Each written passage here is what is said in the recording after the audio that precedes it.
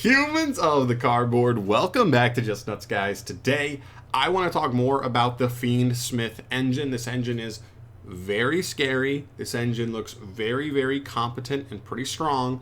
And I just want to talk a little bit more about it. Today, I think it needs to go a little bit more in depth. I did my initial reaction about a week ago when it actually got announced. It's pretty cool. I think it's a cool engine. I'm actually excited for it, but I am a little bit scared at the same time. Now, I will say after a little bit of testing, it has kind of come up to me that I think it's a little more fair than I was starting to think. I saw some things that it's like a really scary engine for certain reasons, but it's a little bit to me like the Sinful Spoils engine. If you open Wanted, Wanted is very, very good. If you open Fiendsmith himself, he seems very, very strong. If you open the other cards, though, it does leave you a little extra susceptible to stuff like Droll, at least the other main starter. Plus, this is not an engine that has no bricks whatsoever. It seems like to me like you're going to want to play a copy of Lurie, because that makes, like, in worst case scenario, it makes Tractus at least an extender. Just for a simple body, plus there are lines where he just makes sense. He makes stuff way smoother. And one copy of Sanctus as well, not a one card starter on its own again, but like a decent extender. Just gets you a body to help you kind of keep going and get materials in rotation, right? Because if you open it with like any other way to like put a body on the field, basically it allows you to really like link climb and facilitate some cool stuff there. So we can still take that at the end of the day. I'm going to show off a couple combos, and I'm going to want to get into basically the main focus of what I want to talk about here that makes this engine actually like pretty scary in my opinion. So let's go ahead and get into a couple of the replays here. The first one I show is kind of like the balls to the wall version of this for me. Now, I do want to show this off more as a splashable engine than like an actual core of a deck. This is a cool engine, but I do think for it to be its own deck that really feels like it's the main focus of a deck, we may need another core set to give it like more support to round out its own strategy. Right now, it just feels like a splashable engine. A couple things I like about the engine, though, in general right now. You can basically get all of this without a normal summon, and everything I'm going to show you here, and a lot of this, it can basically get your full payoff pre-Nibiru, which is pretty good as well. But let's start off with just Fiendsmith here. This is kind of like the full value, in my opinion, if you're using this as a splashable engine. You're going to go ahead and search for Tractus. You'll use Tractus to get Lurie and pitch it.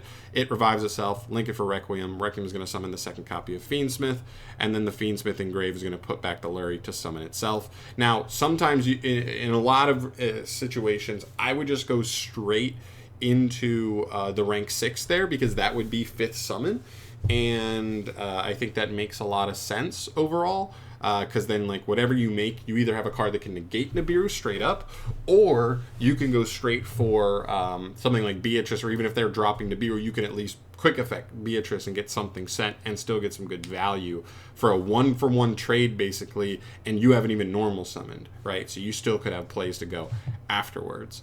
But here's like the higher ceiling one. We're getting a little bit greedy. If you get nibbed here, it's definitely won't be as fun. But you're going to go ahead and use Sequentia here. You're going to go ahead and put back two of your monsters to summon the other fusion. It's going to reborn the last Fiendsmith. That's going to give you your 2 6s. And then you can overlay for your final piece here, giving you Sequentia plus Beatrice. Basically, the only difference is this does give you a link to in Sequentia that you can use as a link material to kind of make Appaloosa even quicker. With a couple link materials, right, and go from there. But I like that you're still probably just putting Fiendsmith plus more Fiends Engraved, so even next turn, he's just reborning himself, so he is just a body next turn to just continue with, like, free value, basically, in the grind, which I like a lot. But yeah, that's the basic gist, is you're able to get a rank 6. That's the overall premise here. This, to me, is almost just a rank 6 engine. Also, another thing to keep in mind, that line I don't love because it plays straight into Droll, right? This engine by itself can lose to Droll depending on the card you open, right? Because if you go Fiendsmith straight into Tractus, you're Drolled, and now Tractus can't even activate. So that's the problem there. So I prefer this line if you open Fiendsmith. You won't be able to keep the Link 2 on field or even go into it at all, but you still get the rank 6, and you play under Droll, and you're making the rank 6 on 5th summon. And I think the key to the rank 6 is that it's 2 Fiends as well, which you'll see as the end piece here. So instead you're going for the quick play to summon a token. The token makes the Requiem. Requiem goes ahead and summons another Fiendsmith. Then you're able to put back to summon back the Fiendsmith Engrave, overlay for High King Caesar. Boom. 5th summon. Now you have a card that can negate Nibiru. And even if you do, he's another negate on your opponent's turn as well. Very, very powerful card just because they happen to make this engine fiend based. This card is very, very strong here. So this is one of the that's the like this is the combo to me. Now you would be underdraw if your opponent opened it, and that's the downside here as an engine is whatever your second engine would be, your main engine, because this would be an assisting kind of like adventure type engine, not a main engine. That whole engine, whatever your other engine is, fully under draw now. So you better be playing a deck that can do some stuff under draw. But either way, for your opponent to go -1 in the hand and with one card with no normal summon, you at least just have a double negate basically. That's pretty good value. Even singularly through that. So we'll still take that all day. And then the last one is just if you open the spell itself.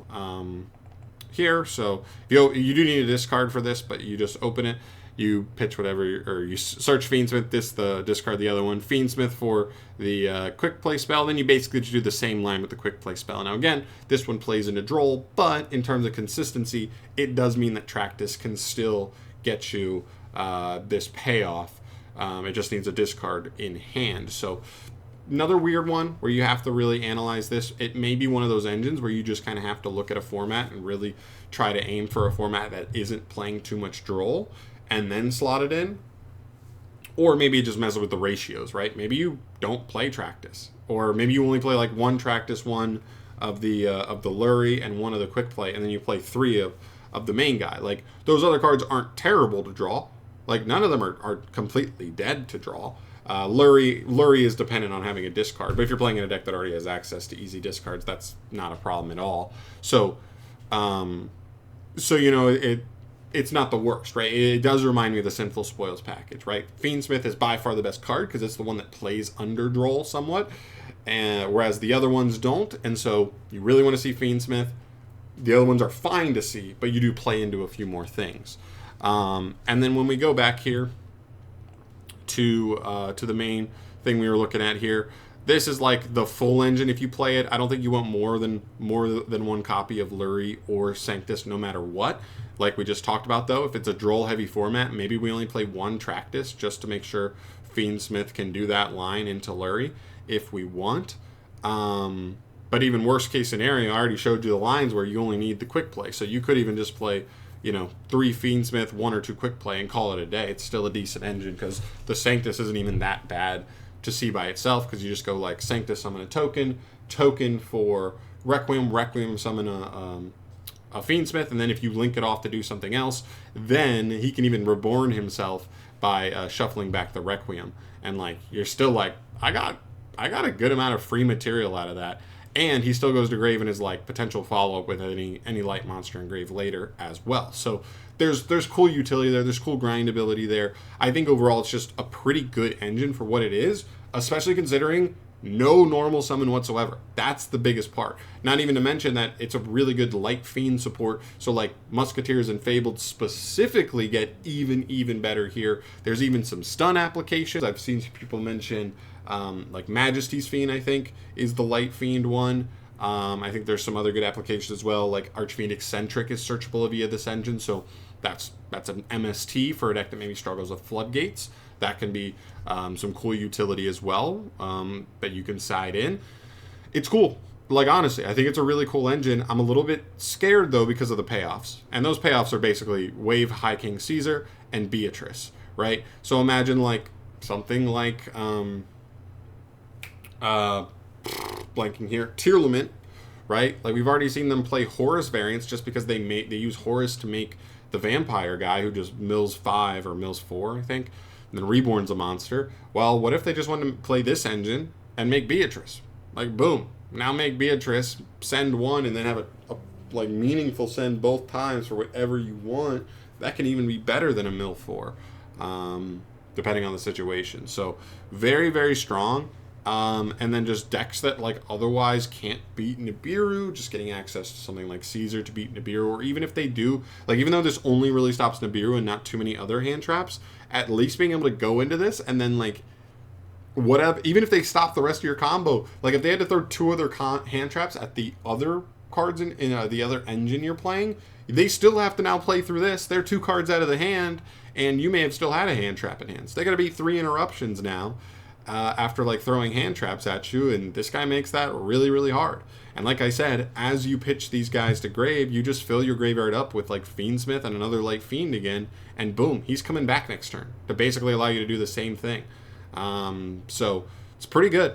I don't know. Let me know what you guys think down below. Let me know if you think there's more applications that I could definitely, delve into here. These are just the early ones that I'm thinking of, just because as an engine, it just, like, no normal summon, no restriction whatsoever, really is like interesting to me. I guess the one restriction you could say it has is extra deck space, but if you're just playing it as the assisting engine, you don't even need the Link 2 at all if you don't want.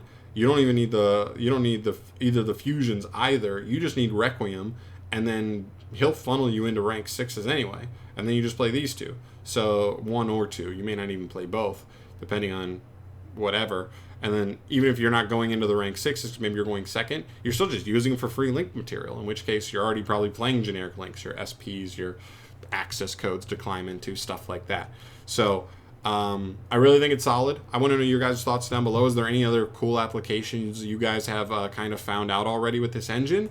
But otherwise, this is like the main thing I'm looking at right now. I think a lot of rogue decks could definitely appreciate this engine. We'll just have to see other than that.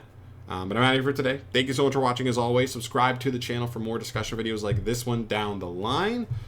I'll see you then. Peace.